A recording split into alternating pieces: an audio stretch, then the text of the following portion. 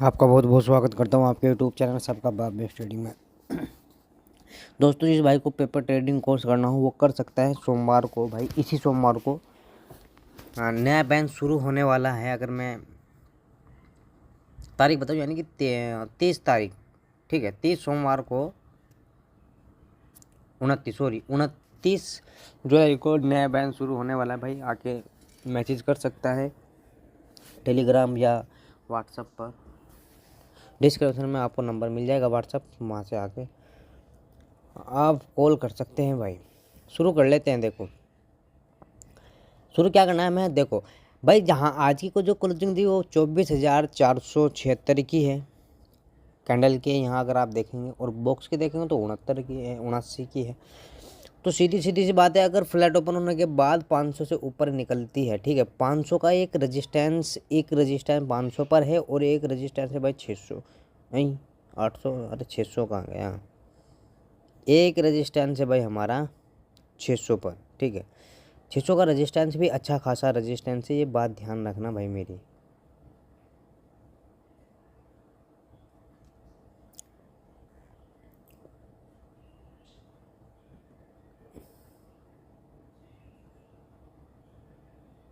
ये रहा भाई, एक रजिस्टेंस 500 का है जो बिल्कुल जस्ट रजिस्टेंस पर ही चल रही है भाई निफ्टी।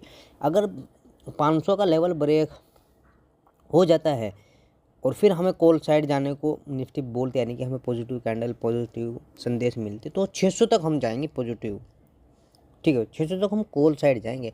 600 का लेवल अगर ब्रेक होता है तो फिर एक बार फिर निफ्टी वहीं जाएंगी जहाँ से आई है। कहाँ से आई है भाई, आप सबको पता है कि 850 के आसपास से निफ्टी आ रखी है। अगर डायरेक्ट 600 पर 24,600 पर गैप अप लगता है डायरेक्ट और ऊपर निकलना शुरू कर देती है, तो फिर भी हम कॉल साइड ही जाएंगे। कॉल साइड कहाँ जाएंगे, दो टारगेट हमारे रहेंगे। एक पहला टारगेट 700 का रहेगा और सेकंड टारगेट हमारा 800 का रहेगा, ठीक है।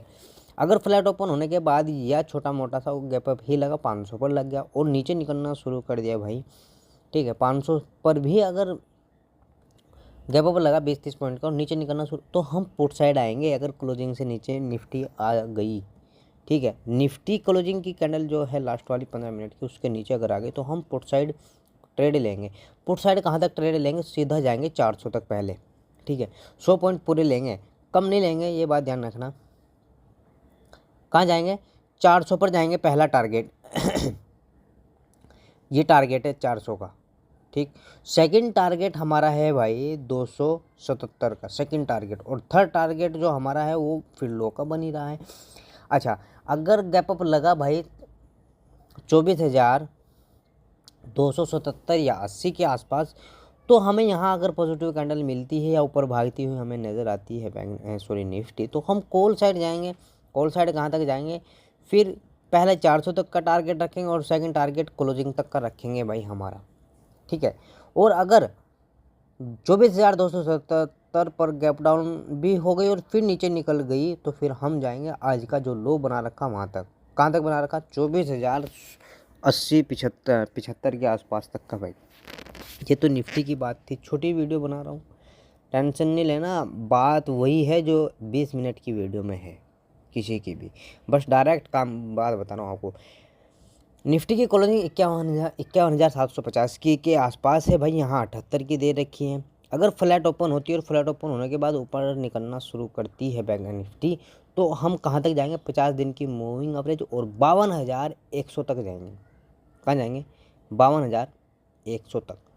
ये हमारा फर्स्ट टारगेट ही मैं बता रहा हूँ आपको, लेकिन फर्स्ट टारगेट हमारा थोड़ा सा 52,000 पर निफ्टी रुकेगी, या अगर नहीं रुकी तो एक झटके में 100 पर जाएगी। तो इसलिए भाई मैंने 52,100 का रखा, और जो सेफ है वो 52,000 तक अपना टारगेट बुक कर ले। जो थोड़ा रिस्क लेने वाला तो 52,100 तक रख सकते हैं। अगर 52,100 पर गैप अप डायरेक्ट लग गया तो हम पुट साइड आएंगे। अगर नीचे निकलना शुरू किया, कहाँ तक आएंगे, फिर 52,000 तक आएंगे। 52,100 पर निफ्टी ने 52,000 पर गैप अप लगा तो नीचे निकलना शुरू हो गई, तो 52,000 तक ही आएंगे। फिर यहाँ से रिकवरी कभी भी प्लान हो सकती है।